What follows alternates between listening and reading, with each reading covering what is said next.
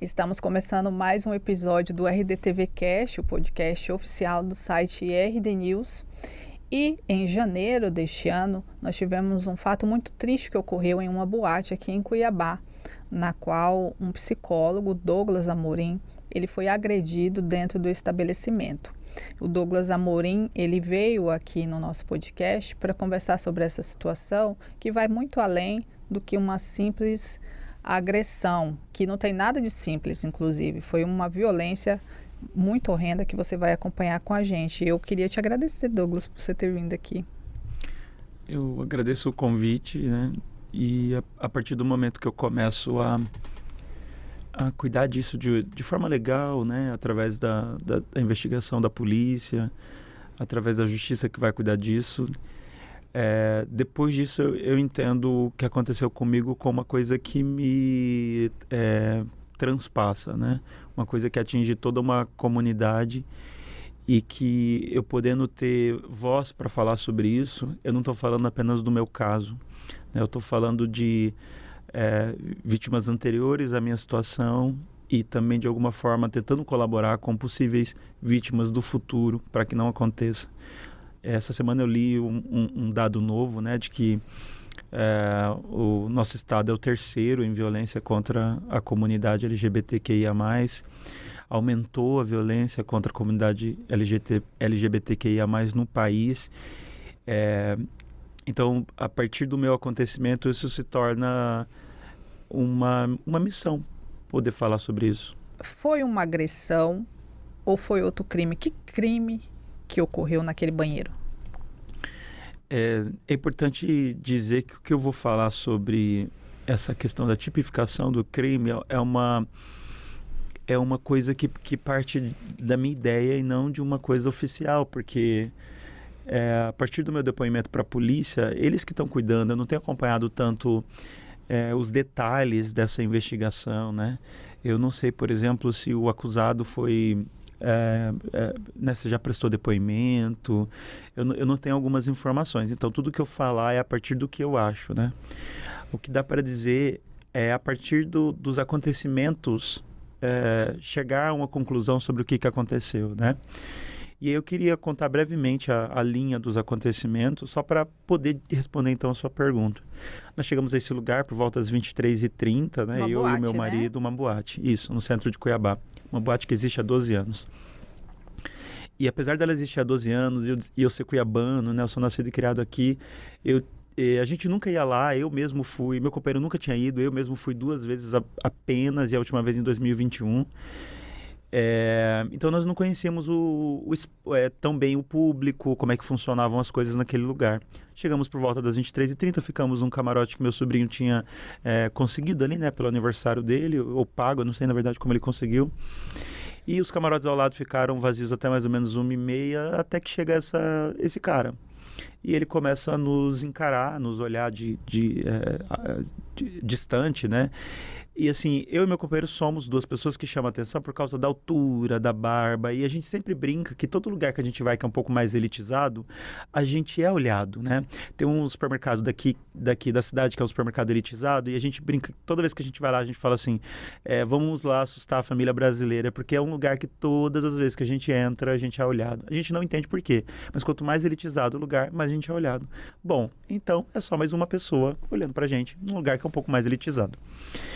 E a noite se seguiu até o momento em que meu companheiro, eu não sei se ele foi ao banheiro ou ao bar, mas esse cara que posteriormente vai me agredir, ele joga o ombro contra meu companheiro, esbarra, né? Meu companheiro até entendeu que era um pouco de propósito, mas...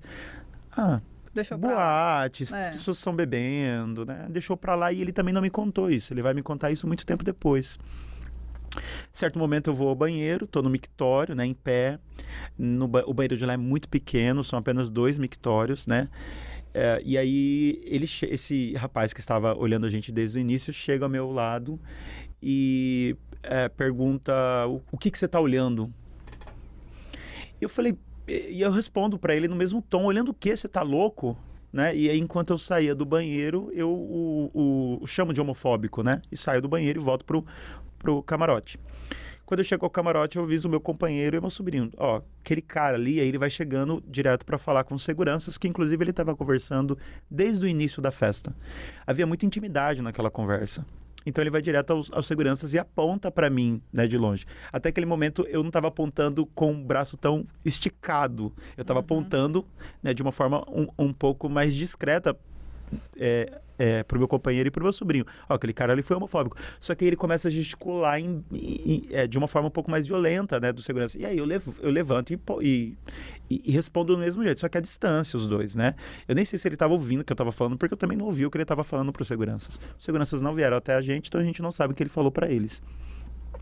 Alguém do nosso camarote, vai até lá, né? E conversa com eles de alguma forma e as coisas parecem que tinham se apaziguado. Depois disso, eu não tenho mais memória de olhar para ele, de ver ele na balada, porque para mim... Esqueci. Porque como eu vou em outros lugares aqui em Cuiabá, e quando acontecem essas coisas, os seguranças, eles resolvem mesmo, eles ficam de olho, eles acompanham as pessoas. Eu me senti completamente seguro a ponto de achar que tava tudo bem. Foi apenas uma desinteligência, foi apenas duas pessoas que, de alguma forma, tiveram ali alguma questão, né? Ou às vezes o cara estava alcoolizado e cismou, né? Porque às vezes acontece. Né? Acontece, né? E mais uma vez, como é um lugar que a gente não vai, e eu tô acostumado com outros lugares que nós vamos e a gente se sente super cuidado, seguro, né? Eu realmente não o vi depois disso.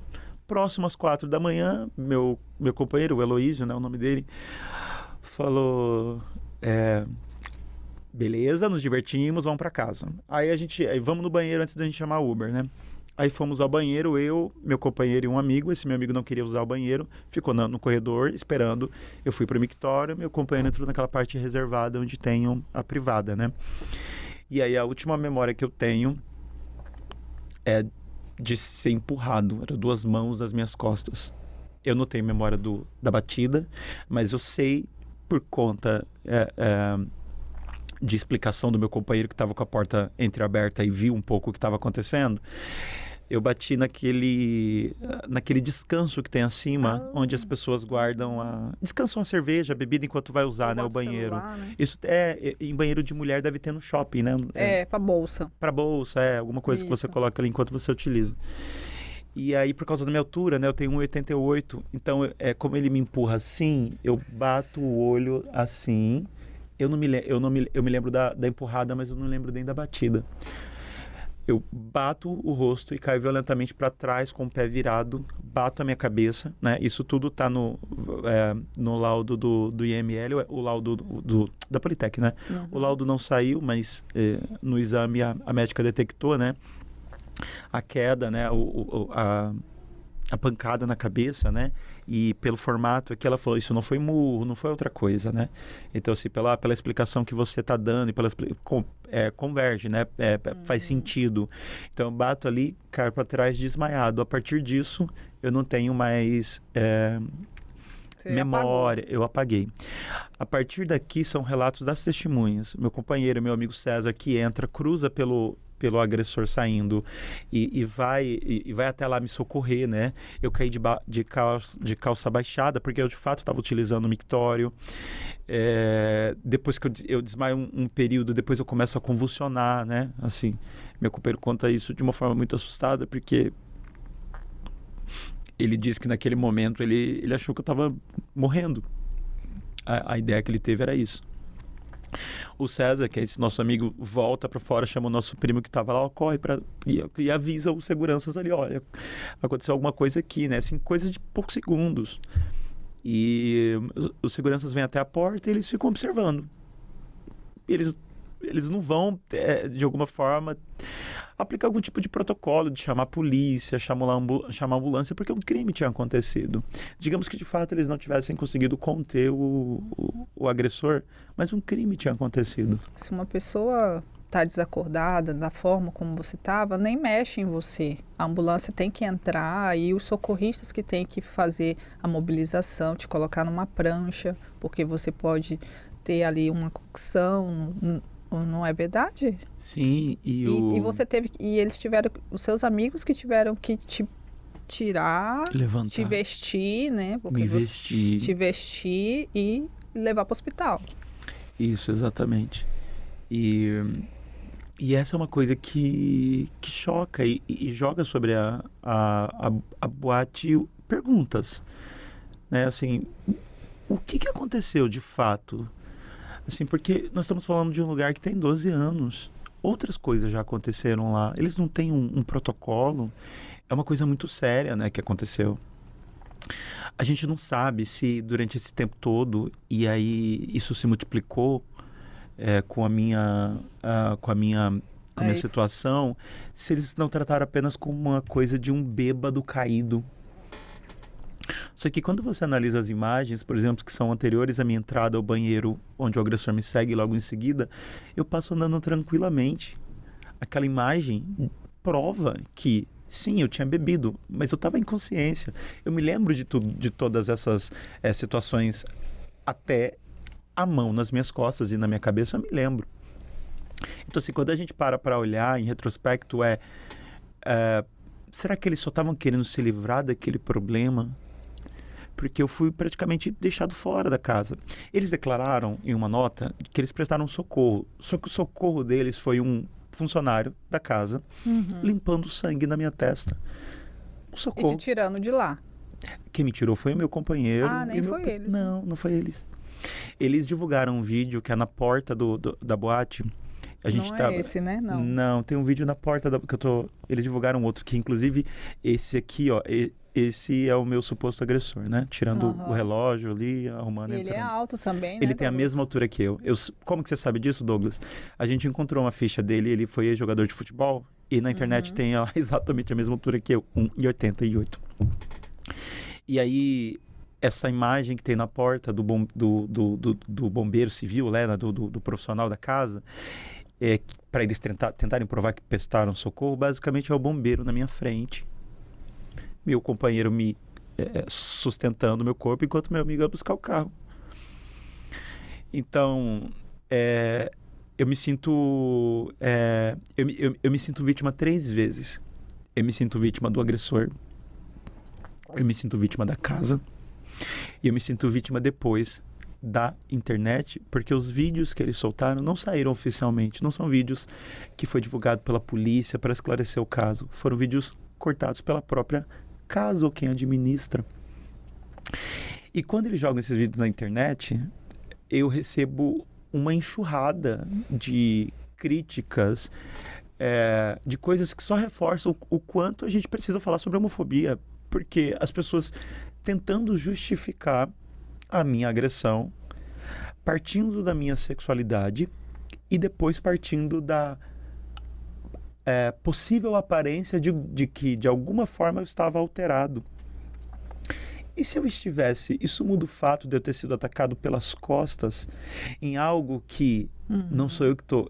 Aliás, algo que sou eu que estou dizendo, né, oficial, pode ser tipificado como uma tentativa de homicídio, porque eu fui empurrado pelas costas contra a parede, o mármore.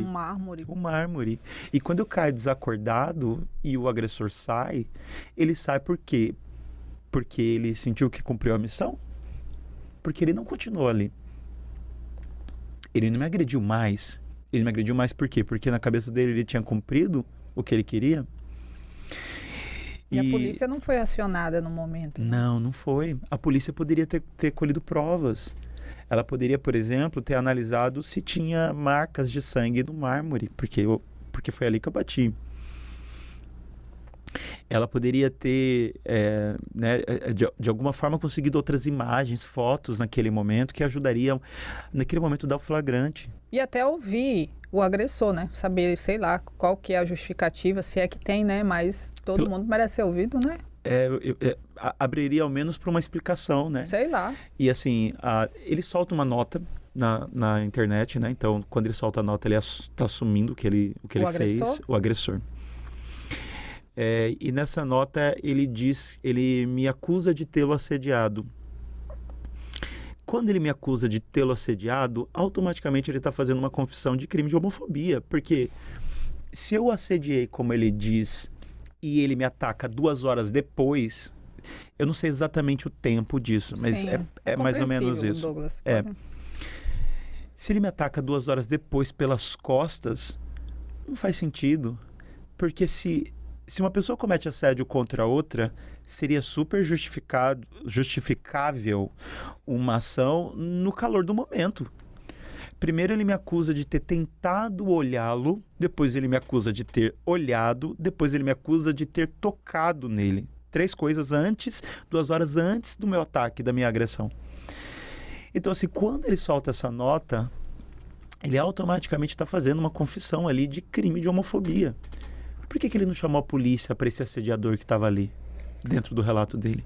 Ou se ele comunicou ao segurança, como você viu que ele estava conversando com segurança, certamente o segurança iria conversar com você, né? Olha, você pode se comportar melhor. No mínimo uma tá advertência, não é? né? No mínimo uma advertência. Olha, a gente tem um cliente que está te acusando de tê-lo assediado no nosso estabelecimento, né? Eu só estou contando isso para mostrar que não faz sentido nenhuma dessas alegações.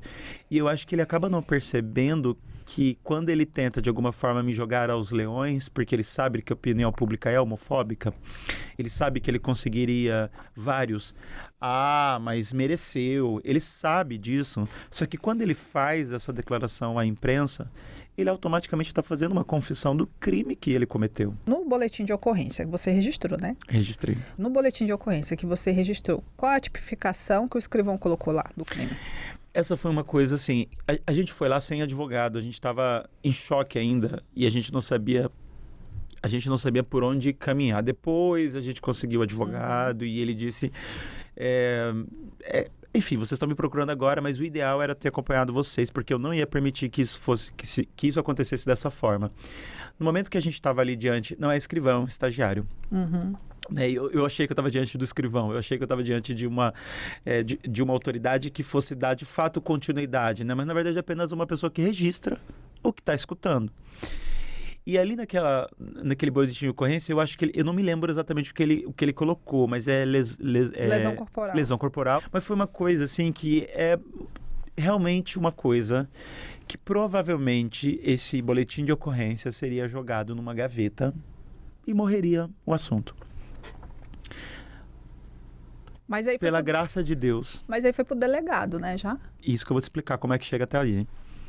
Pela graça de Deus, o delegado que cuida disso, desse tipo de tipificação de filme, de crime que foi colocado no primeiro boletim de ocorrência, recebe, lê e fala, não, tá errado, isso aqui não é para mim. Isso aqui é para um outro delegado que vai cuidar desse tipo de crime, que mais uma vez, até agora eu não sei exatamente qual a tipificação, mas é algo que é muito mais grave do que aquilo ali. E com a graça de Deus, em 2 dias depois que a gente prestou esse primeiro, fez esse primeiro boletim de ocorrência, esse novo delegado recebe e nos chama assim, com urgência para prestar depoimento. E é ali que ele diz, olha, é uma outra tipificação, a gente está entendendo isso aqui como uma outra coisa, né? Essa outra coisa aqui um pouco mais grave, né? E eu não sei como exatamente isso vai entrar, mas ali eu até me emocionei muito na frente desse delegado, porque ele realmente pareceu que estava entendendo o que aconteceu. E nesses momentos que acontecem essas coisas, é uma sensação de tanta solidão e de que aquilo realmente vai ser jogado numa gaveta, que quando você escuta, e aí com o delegado eu já fui com o meu advogado, né? E aí quando você escuta que aquela pessoa entendeu o que aconteceu, e que é óbvio que a partir dali vai começar uma investigação, ali tem outras coisas que precisam ser feitas, mas só o fato dele ter entendido, porque quando eu prestei o primeiro depoimento, quando eu fiz o boletim de ocorrência, eu saí de lá com o Heloísio, com o meu companheiro, com aquela sensação arrasado, de nada vai acontecer, não vai acontecer nada. Isso aqui vai ficar desse jeito. Nisso, eu já tinha tentado contato com a casa, né? Eu me apresentei de manhã, eles não me procuraram, foi eu que procurei a eles.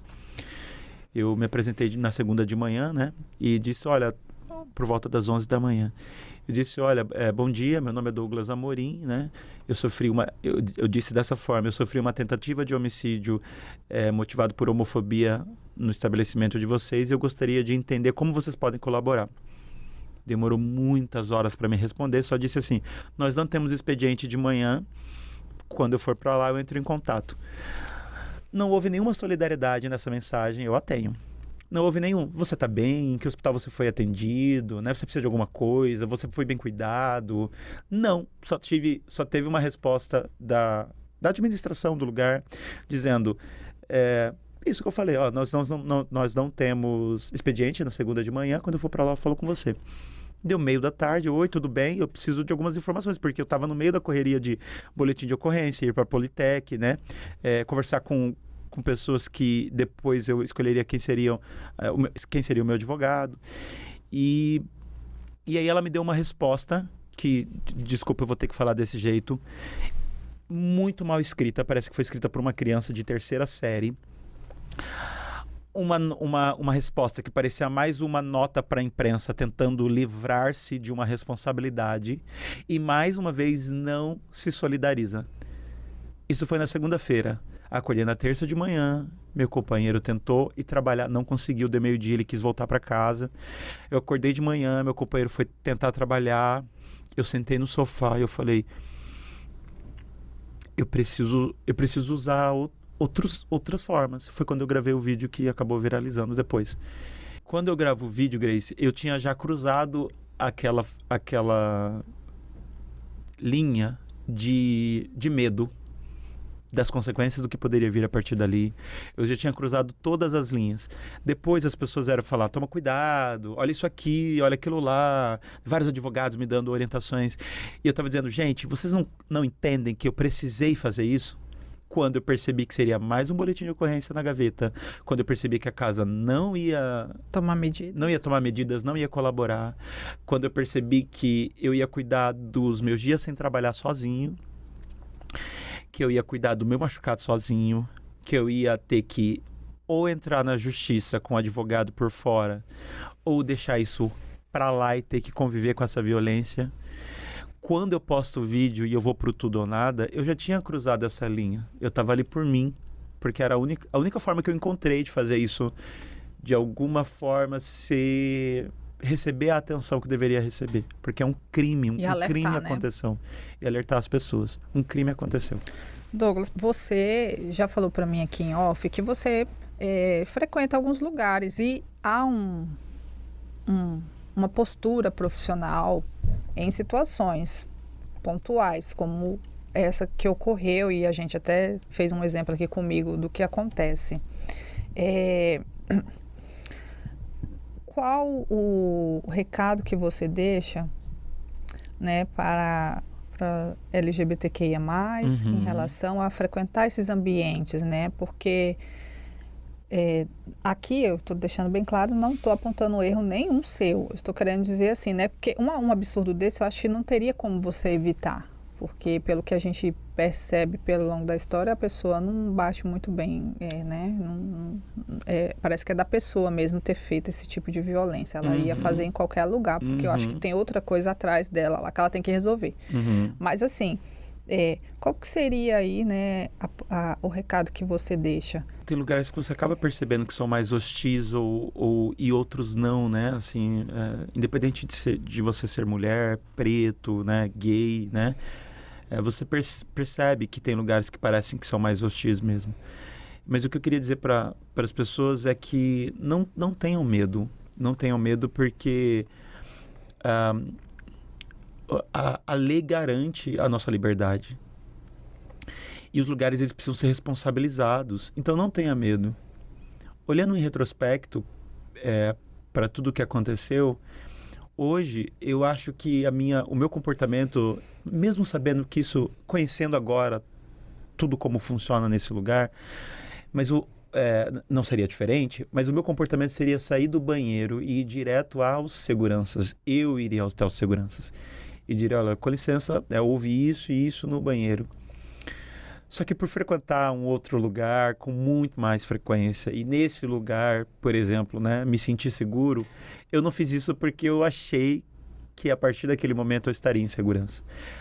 Mas assim, tentando responder a sua pergunta é isso, não tenham medo, não deixe de ir nos lugares, não deixe de existirem, pelo contrário, quanto mais a gente existir, aparecer, ser visto, as pessoas nos entendem como um grupo que é forte, que é grande e que merece existência, merece respeito, merece, sabe, cuidado, merece a segurança dos lugares.